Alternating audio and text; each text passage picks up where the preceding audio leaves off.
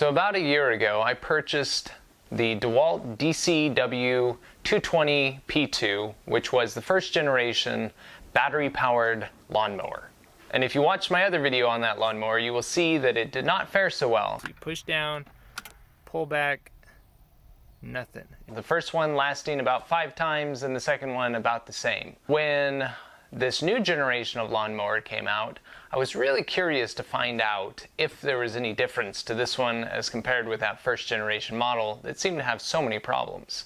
So this is the DCMWP233U2. There's also another one which is a self-propelled version, and it's the DCMWSP244U2. That's a mouthful. Both of them come with 2 10 amp hour batteries, which is a great improvement over the 5 amp hour batteries that were previously included with the DCMW220P2.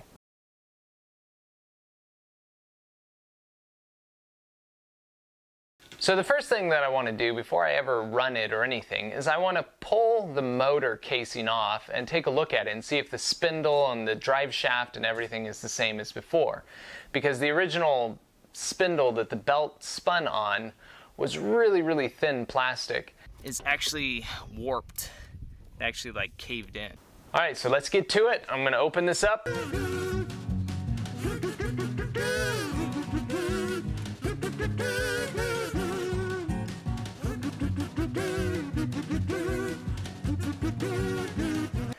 Yeah, so now we are going to pull this apart.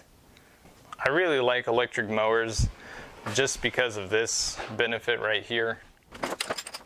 Let's see. All right, that looks right. 5/8. Not sure. That's way to hold this. It's not doing anything either. Let's bring in the big guns here.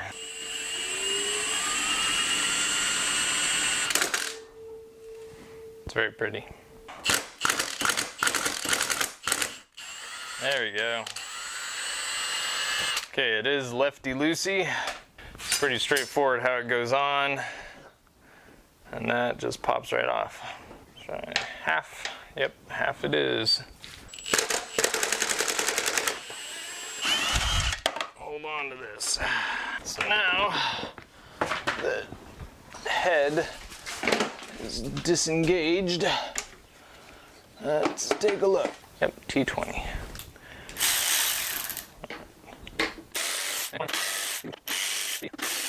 Okay. Alright, let's see what we're up against here. So you need to use a long flat blade or T15 screwdriver. It doesn't have to be especially thin for it to fit down in the slots, but it can't be something fat like this Dewalt one with multi-bits that fit into it. So there's about 6, I believe, 6 screws on this, and there's one under the hatch of the lid, and then there are a couple of stickers on the front and back that you got to peel away in order to pull this apart to get at the motor.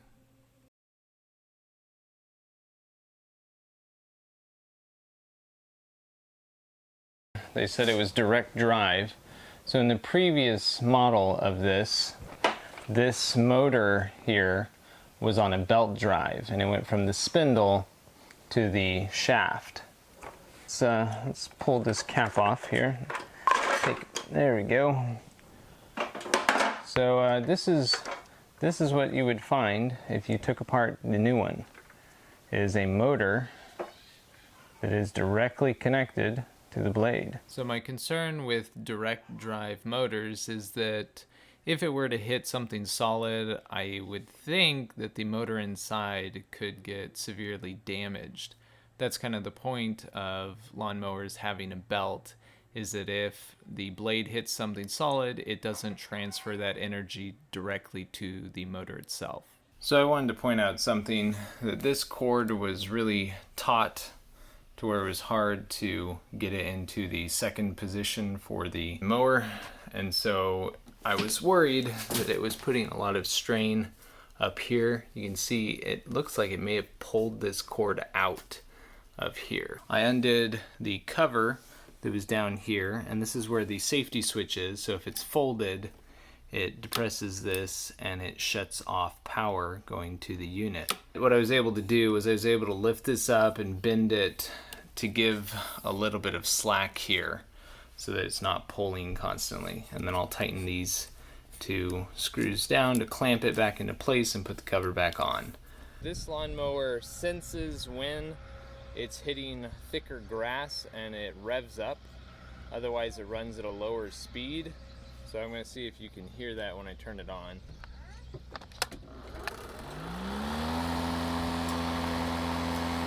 Alright, so right now it's at a low speed. And it revs up. So I don't know why it keeps doing this.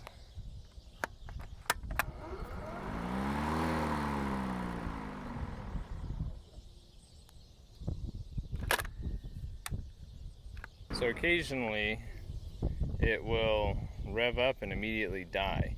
I don't know if there's like some sort of strain on the motor and that's why it won't. I guess we can test that. Stick it in some grass. I'll try it again.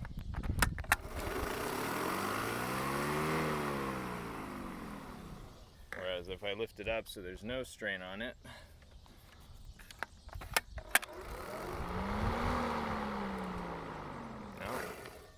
still died. So sometimes it just dies and there's no reason why, or at least I don't know of any reason why. Alright, well I guess we'll find out as I go along. But yeah, it's done that probably about 6 times now where it just randomly dies when I try to first start it up. It doesn't die while I'm mowing, just when I try to start it up.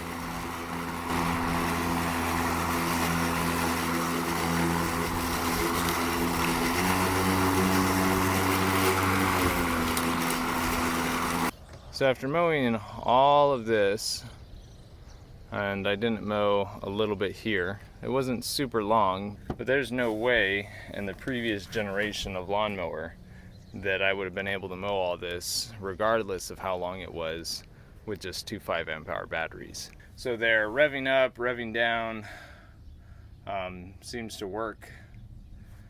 And the batteries themselves aren't all that hot. So I just pulled these out.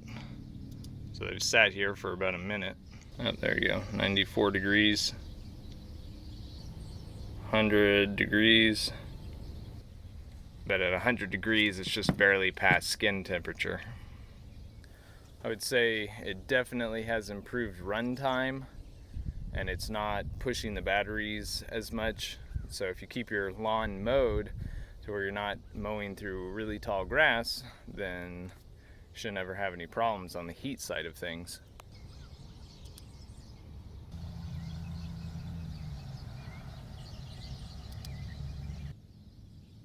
Yeah. So, I mean, even through this side vent here, I can't pick up a ton of heat. So it seems like it's doing better with heat buildup and with exhausting batteries. The revving up and then lowering of RPMs has me a little concerned because I don't know how they're doing it. How does it sense there's, more torque on the motor? And can that piece break eventually to where it's always stuck in low mode or always stuck in high mode? I don't know. It cannot handle thick grass. It stalled on me a few times just hitting a couple of fairly thick spots of grass, so it does not have a very high resistance to running into thick stuff. And you guys saw that it kept having the startup issue. I don't know what that's about, but that's happened probably about 9 or 10 times now. So it seems like it's just kind of a cheapened version of the first one they produced, and that could be good, could be bad. It doesn't have some of the nicer features that the other one had. No battery indicator on this one to tell you what's going on. It's having trouble starting up sometimes. The cord here was too tight, I had to loosen it. But but at least they've got a direct drive motor, and it does seem like it's doing a good job with prolonging battery life.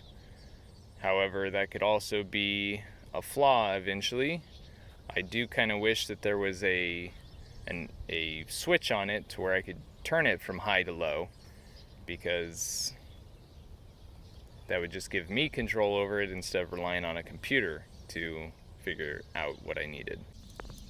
So another place that it seems like they may have cheaped out a little bit is on the coating on the bottom of the deck. So they've got places where it's missing paint. Sad excuse for a paint job. So if you're looking at purchasing this mower, then you're probably already invested in the DeWalt platform like I am. However, if you're not invested, then I would highly recommend looking at other brands. Because while DeWalt did fix the runtime issue, they gave us bigger batteries, and they removed that flimsy pulley that fell apart, it seems like they've brought in some other issues such as the non-start and the battery gauge and the motor that stalls when it hits thicker patches of grass. But let me know what you think in the comments and what kind of experience you've had with this or other brands of mowers. Thanks for watching, guys.